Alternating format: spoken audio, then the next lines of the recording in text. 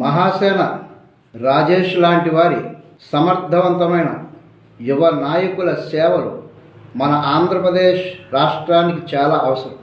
5 ఏళ్లుగా చాలా ఎక్కువగా పాడైపోతున్న ఆంధ్రప్రదేశ్ రాష్ట్రం, అటువంటి పాడైపోవడానికి కారణమైనటువంటి సిస్టమ్ మీద వారు చాలా సమర్థవంతంగా పోరాటం చేస్తున్నారు, తప్పిస్తున్నారు, ప్రాణాలు తెగించి ముందుకు వెళ్తున్నారు.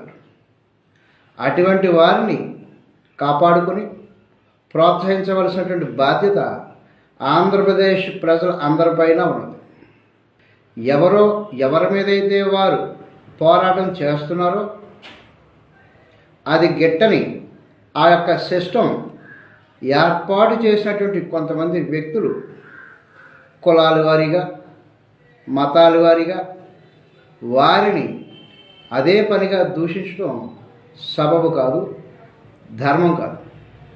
వారి సేవలను వినియోగించుకోగలగా శత్రు సైన్యం మన దేశంపై విరుచుకు పడుతున్నప్పుడు మన దేశంలో ఉన్న అందరూ కూడా ఆ శత్రు సైన్యం మీద పోరాటం చేసి కలుపుకొని వెళ్తూ విజయం సాధించాలి అనుకోవాలి. కానీ ఓ పక్క ఫైరింగ్ జరుగుతుంటే, ఓ పక్క బాంబింగ్ జరుగుతుంటే, నువ్వు మన గిల్లావు, మనల్ని తిట్టావు, నువ్వు ఆ మతం కదా, నువ్వు ఈ కులం కదా, కొన్ని సంవత్సరాల క్రితం నన్ను అన్నావు, ఇలా అన్నావు అనుకుంటూ చిన్నపిల్లలు చేష్టలు లాంటివి సబబు కాదు, జ్ఞానం కాదు, ధర్మం కాదు.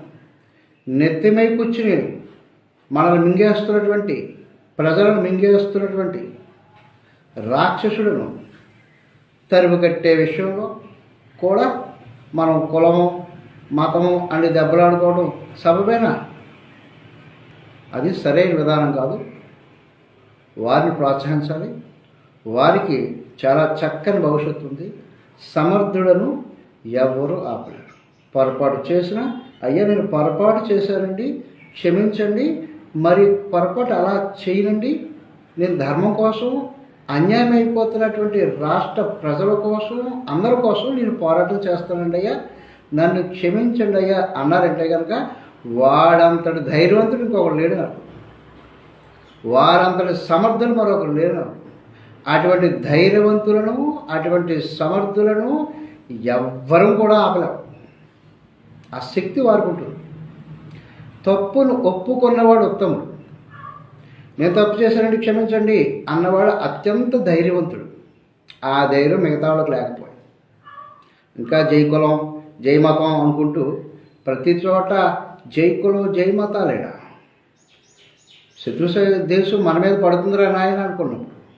బ్రిటిష్ ఒక పాలకులను మరిపించేటటువంటి విధంగా, బ్రిటిష్ పాలకులను మురిపించే విధంగా ఈ రాష్ట్రంలో అత్యంత దారుణమైన అరాచకాలు జరుగుతుంటే వారి మీద పోరాటం చేస్తున్నటువంటి మనం కాళ్ళు పట్టుకు వెనక లాగేస్తున్నామంటే ఎవరికి నష్టం? ఈ రాష్ట్రంలో మెజారిటీ ఎవరున్నారు?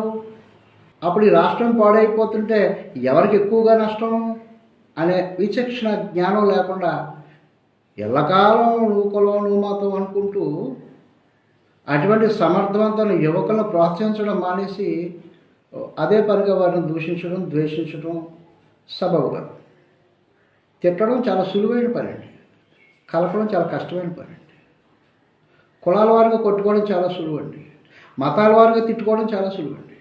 కుల మతాలకు అతీతంగా ధర్మాన్ని నిలబెట్టడం, అసలైనటువంటి గమ్యం, ఒక లక్ష్యాన్ని ఛేదించడం అనేది చాలా కష్టం అండి, చాలా పరిపక్వత కావాలి. శ్రీ మహాసేన రాజేశ్వరికి జయమంగళ ఆశీస్సులు, శుభాభినందనలు. మంచి భవిష్యత్తు ఉంది. భవిష్యత్తులో వారి ద్వారా చాలా కార్యాలు జరుగుతాయి మన ఆంధ్రప్రదేశ్ రాష్ట్రంలో. ఈరోజు వారు నిందించిన వారు చాలామంది ముక్కులు వేలేసుకుంటారు. ఆ రోజు మనం పొరపాటు అన్నామా, ఎంత పని జరిగింది. అటువంటి సమర్థులు వారిలో కనిపిస్తున్నారు. వారు దానికి అనుగుణంగా వెళ్తారు, వారు దాన్ని నిరూపించుకుంటారు. గతంలో చేసిన పొరపాట్లు చేయకుండా, అది మానవ సహజం కనుక చేయకుండా సమర్థవంతంగా ముందుకు వెళ్తారు, రాష్ట్రాన్ని కాపాడతారు. రాష్ట్రాన్ని కాపాడే అత్యంత బలమైనటువంటి నాయకుల్లో మహాసేన రాజేష్ వారు కూడా ఒకరుగా వారు ముందుకు వెళ్తారు. అందులో ఏ విధమైన సందేహం లేదు. కాలం సమాధానం చెప్తుంది. ధర్మం ఖచ్చితంగా నిలబడుతుంది. జై శ్రీమన్నారాయణ.